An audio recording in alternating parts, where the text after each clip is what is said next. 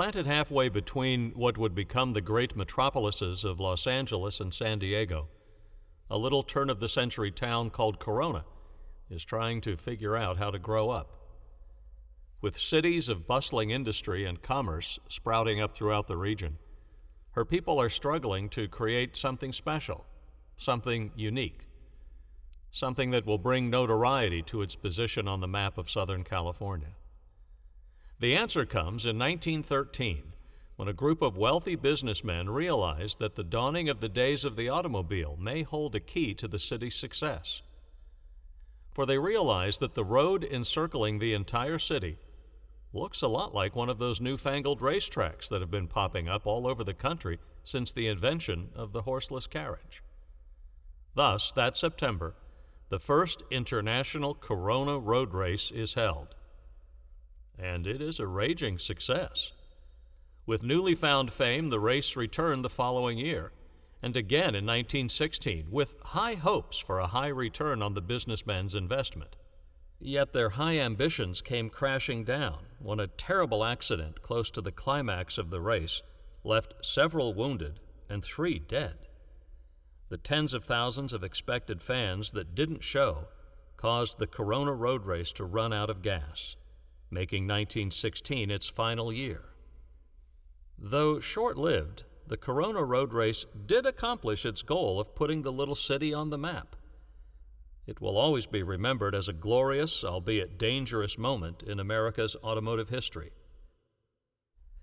So now, let's set our flux capacitors to travel back in time to April 8th, 1916. We're seated on some rickety wooden bleachers temporarily built for this automotive adventure because now we're at the races!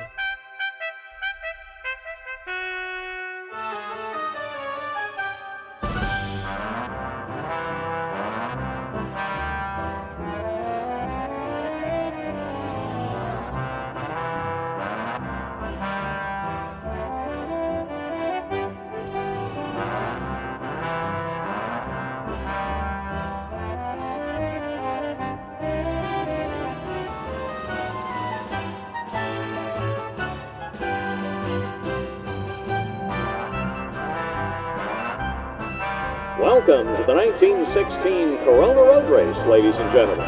It's a beautiful day here at the races.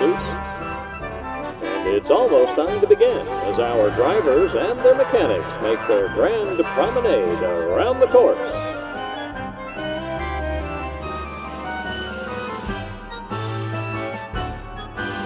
Welcome, Barney Oldfield, the racer who first predicted that world speed records would be set here in Corona. Riding number 7 is Wild Bob Berman. He's unhappy about finishing 6th in last year's Indy 500. Eddie Reichenbacher is hoping that his airplane pilot skills will help him fly to the finish.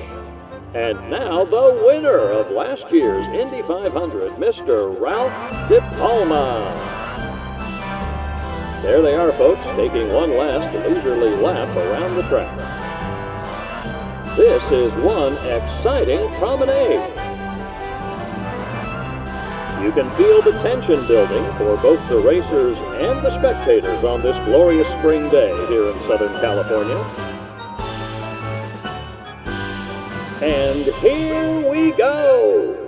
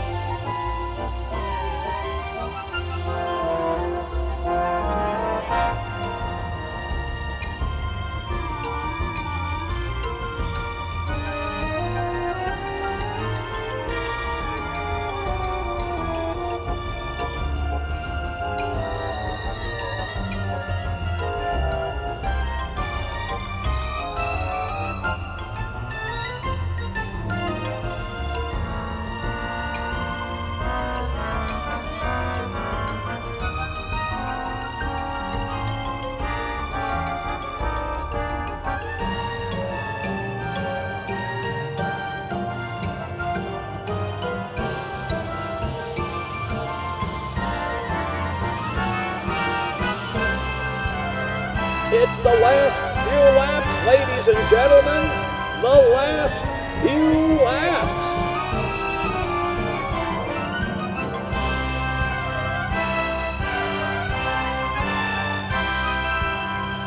Wild Bob Berman is going all out now, chasing Eddie O'Donnell for the lead.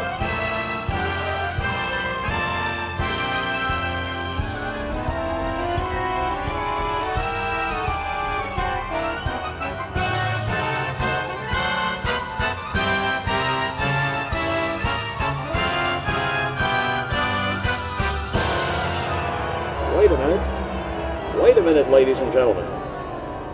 Wild Bob Berman's had a blowout. He's crashed into the crowd. People are seriously hurt.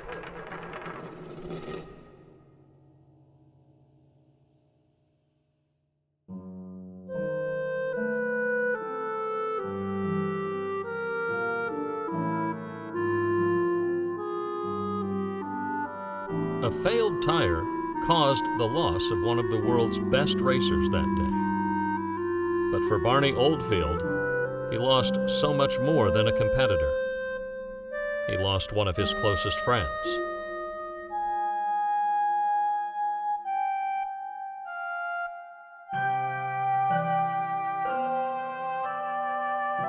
Thus, he was inspired to build the Golden Submarine, a car that contained the precursor to today's roll bar, so that no one else should ever again lose a friend